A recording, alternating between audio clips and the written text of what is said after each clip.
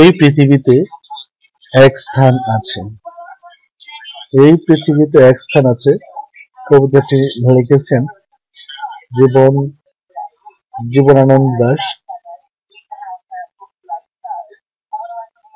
কবি পরিচিতি: আধুনিক বাংলা কাব্যের অন্যতম শ্রেষ্ঠ কবি জীবনানন্দ দাশ 1899 সালে 17 ফেব্রুয়ারি তিনি বরিশালে জন্মগ্রহণ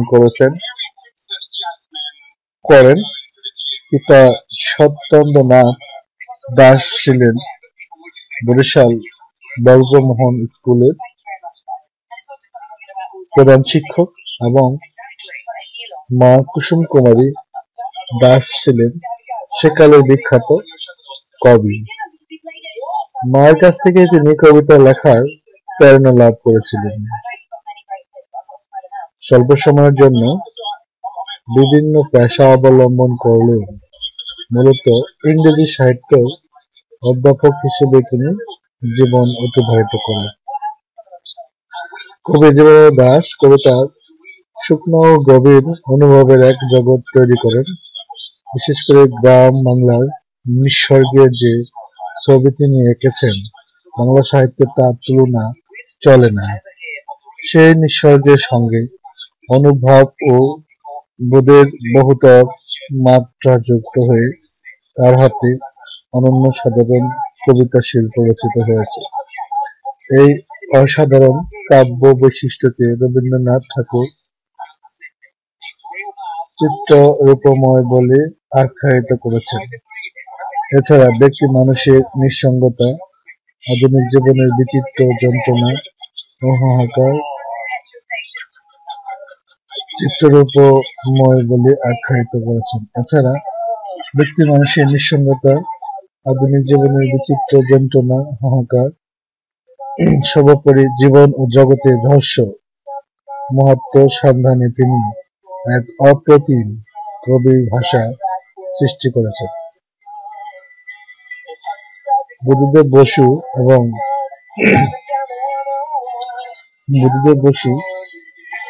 সর্বোপরি জীবন ও জগতের রহস্য মহত্ত্ব সন্ধানে তিনি এক অপ্রতিম কবিতা ভাষা সৃষ্টি করেছিলেন। বুদ্ধদেব বসু তাকে আখ্যায়িত করেছেন নির্জনতম কবি। বুদ্ধদেব বসু তাকে আখ্যায়িত করেছেন নির্জনতম কবি হিসেবে। বুদ্ধদেব বসু তাকে আখ্যায়িত করেছেন নির্জনতম কবি হিসেবে। বুদ্ধদেব বসু তাকে আখ্যায়িত করেছেন এবং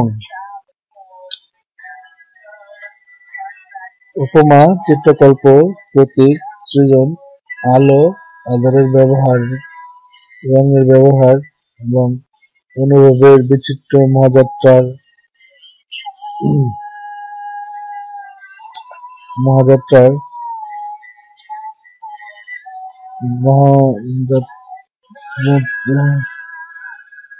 আলো আধারের ব্যবহার, রঙের ব্যবহার এবং অনুভবের বিচিত্র মাত্রা ব্যবহার তার কবিতা লাভ করেছে অসাধারণত্ব। তার নিসর্গ বিষয়ক কবিতা বাঙালি জাতির বিকাশ, তার নিঃসঙ্গতম কবিতা বাঙালি জাতির সত্তার বিকাশের আন্দোলনে ও 1971 মুক্তিযুদ্ধে বাংলাদেশের সংগ্রামী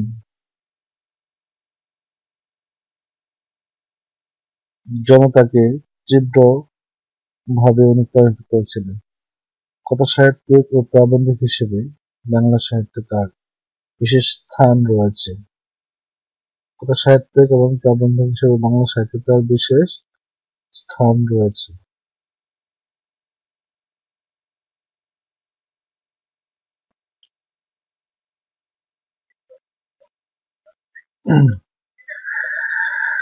লাভ করেছে অসাধারণত তার নিসর্গ বিষয়টি কবিতায় বাংলাদেশের সত্তাবিশ্বাসী আন্দোলনে ও 1971 মুক্তিযুদ্ধে বাংলাদেশের সংগ্রামী জনতাকে তীব্রভাবে অনুপ্রাণিত করেছিলেন কথাসাহিত্যিক প্রাবন্ধিক হিসেবে। বাংলা সাহিত্য তার বিশেষ স্থান রয়েছে। জীবনানন্দ দাশের উল্লেখযোগ্য কাব্যগ্রন্থ জড়াপালক, দুশো পাণ্ডুলিপি, বনলতা সেন, মহাপৃথিবী, বেলা, অবেলা, কালবেলা, রূপসী বাংলা, কবিতার কথা, তার প্রবন্ধের গ্রন্থ এবং মাল্যবান মাল্যবান ও সতীর্থ তার বিখ্যাত দুটি উপন্যাস। জীবনানন্দ দাশ 1954 সালে ফেব্রুয়ারি 22 তারিখে অক্টোবর কলকাতার ট্রাম দুর্ঘটনায় আকস্মিকভাবে মৃত্যুবরণ করেন। তার এই লেখা অসাধারণ কবিতা এই পৃথিবীতে এক স্থান আছে। এই পৃথিবীতে এক স্থান আছে, সবচেয়ে সুন্দর, করুণ। সেখানে সবুজ ডাঙা ভরে আছে মধুকুপি ঘাসে অবিরল। সেখানে গাছের নাম কাঁঠাল, অশ্বত্থ, বট, জারুল, হিজল। সেখানে ভোরের মেঘে নাটারঙের মতো জাগিয়েছে অরুণ। কর্ণফুলী, দলেশ্বরী, পদ্মা জলাঙ্গিরে দেয় অবিরল জল। সেখানে শঙ্খচিল পানের বনের মতো হাওয়ায় চঞ্চল। সেখানে লক্ষ্মী পেঁচা ধানের গন্ধের মতো অস্ফুট তরুণ। সেখানে লেবুর শাখা নুয়ে থাকে অন্ধকারের ঘাসের উপর। সুদর্শন উড়ে যায় গড়ে তার অন্ধকার সন্ধ্যার বাতাসে। টঙ্কমালা নাম তার, বিশাল পৃথিবীর কোনো নদী ঘাসে। তাকে আর খুঁজে তুমি পাবে না কো, বিশালক্ষী দিয়েছিল বল। তাই সে জন্মেছে নীল বাংলার ঘাস আর ধানের ভিতরে। এই পৃথিবীতে এক স্থান আছে বলতে কবি এই দেশকে বুঝিয়েছেন, বাংলাদেশকে। এবং এখানে সবুজ ডাঙা ভরে আছে মধুপুরী ঘাসের অবিরল বেষ্ণা। এবং সেখানে অনেক গাছ আছে, যেমন দেশের কাঁঠাল, অশ্বত্থ, বট, জারুল, হিজলা ইত্যাদি ঘাস রয়েছে। এই গাছগুলোর নাম বলা হয়েছে। ভোরের নাগের নাচা রঙের মতো জাগে ওঠে অরুণ। নাটার এক ধরনের ফল, যেটা সূর্যের মতোই, সকালের সূর্যের মতোই লাল। সেই সূর্যের সাথে নাটার একটা সম্পর্ক আবার তুলনা করা হয়েছে। এখানে বাংলার বুকে অসংখ্য নদী রয়েছে, ছোট বড়। এর মধ্যে কিছু নদী রয়েছে যে নদীগুলো বাংলাকে বাঁচিয়ে রেখেছে। বাংলার মাটি মানুষকে দিয়েছে তার সৌন্দর্য, মাধুর্য। সেই নদীগুলোর মধ্যে আছে গঙ্গা, কর্ণফুলী, ধলেশ্বরী, পদ্মা। এবং সেসব নদীতে বরুণরা থাকে, সেটাও বলা হয়েছে। বরুণী থাকে, তারা নাকি সেখান থেকে অবিরত জল সরবরাহ করে থাকে। বন্যা, খরা, ঝড়, বৃষ্টি সবসময় এই নদীগুলো প্রবাহমান থাকে, কথা বলা হয়েছে। সেখানে শঙ্খচিলে পানের বনের মতো অবিরল, বনের মতো হাওয়া চঞ্চল। সে পানির বনের বাসায় বাতাস প্রবাহিত হলে দুল খায় চিত্তামণি। তীরগুলো মুক্ত আকাশে দুলতে থাকে, উঠতে থাকে। রাতের বেলায় লক্ষ্মী পেঁচা ধানের গন্ধের মতো অস্পষ্ট অরুণ। সেখানে লেবুর পাতা লেবুর শাখা নুয়ে থাকে অন্ধকার ঘাসের উপর। সেখানে লেবুর শাখা অন্ধকার গাছের উপর নুয়ে ছড়িয়ে থাকে। সুদর্শন উড়ে যায় ঘরে তার অন্ধকার সন্ধ্যার বাতাসে। সুদর্শন হচ্ছে পাখি, যারা সন্ধ্যায় উড়ে উড়ে ঘরে আসে। আসলে এখানে পাখি বলা হয়নি, এখানে বলেছে এক ধরনের পোকা, যে পোকাগুলো দেখতে খুব সুন্দর, সেই পোকাকে। আর হলুদ শাড়ি লেগে থাকে রূপসী শরীরের উপর। তাকে আর খুঁজে তুমি পাবে না কো, বিশাল লক্ষ্মী দিয়েছিল বল। তাই সে জন্মেছিল নীল বাংলার ঘাস আর ধানের ভিতরে। তো কবি এখানে বলেছেন যে এখানে এক ধরনের প্রাণী শঙ্খ মালা নাম তার, তাকে বিশেষ সে এখানে জন্মগ্রহণ করেছিল কারণ দেবী দুর্গা বা বিশালক্ষী বিশাল চোখের অধিকারী সেই দেবী তাকে বর দিয়েছিল, সেই বরের আশীর্বাদে সে বাংলায় জন্মগ্রহণ করেছিল। বন্ধুরা, এই পৃথিবীতে একজন আছে সবচেয়ে সুন্দর কবি। এর কথা হচ্ছে যে কবির চোখে সমগ্র পৃথিবীর মধ্যে সবচেয়ে সুন্দর, মমতা রসের সিক্ত, সহানুভূতিতে আর্দ্র, ঈশ্বর্ণ দেশ বাংলাদেশ। লতা নাটা হচ্ছে লতা করঞ্চ গোলাকার ক্ষুদ্র ফল বা তাল বীজ। এই নাটার সাথে সূর্যকে তুলনা করা হয়েছে। এছাড়া সেখানে ভোরের জাগিয়ে আছে অরুণ। বাংলার প্রভাতের সৌন্দর্য রহস্যময়তা আঁকতে গিয়ে ভোরের মেঘের আড়াল থেকে গাঢ় লাল সূর্যের আলো বিচ্ছুরণ যেমন ধারণ করেছে করমচা ফুলের বারুণী। বরুণের স্ত্রী জলের দেবী, সেখানে বারুণী থাকে অবিরল জল। জলে পরিপূর্ণ দেশে অসংখ্য নদী নালা, সমুদ্র ধারার প্রাণৈশ্বর্য ও সৌন্দর্য রূপ আকার হয়েছে এই পংক্তির দুটির মধ্যে।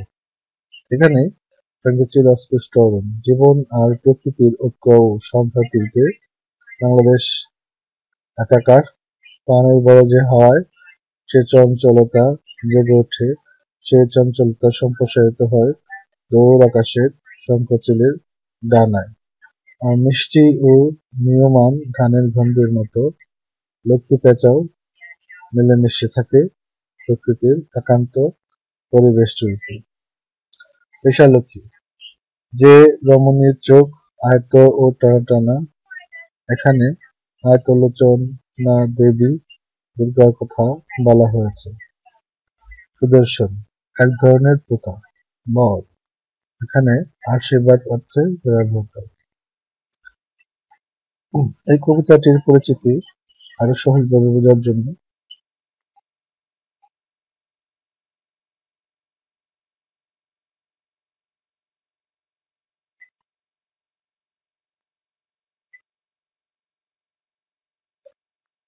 অসাধারণ এই দেশ সারা পৃথিবীর মধ্যে অনন্য।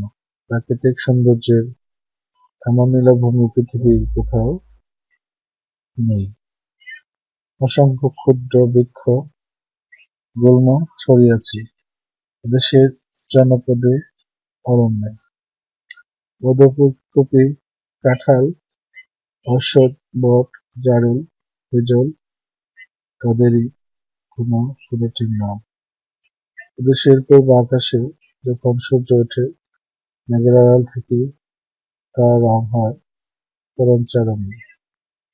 আর এদেশের প্রতিটি নদ নদী বয়ে থাকে স্বচ্ছতা জলে, সে জল ফুরায় না কখনো। জলের দেবতা অনিঃশেষ জলধারা দিয়ে চতুর্শ্রেণী রাখে এদেশের অসংখ্য নদীকে।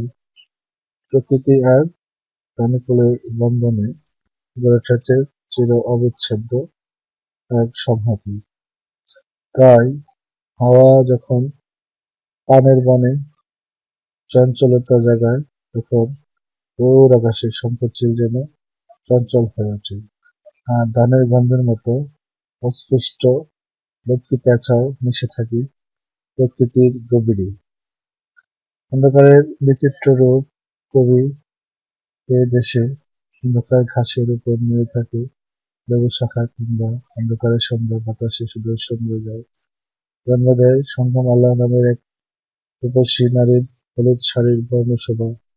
কবির বিশ্বাস পৃথিবীর অন্য কোথাও শঙ্খমালা দিয়ে পাওয়া যায় না।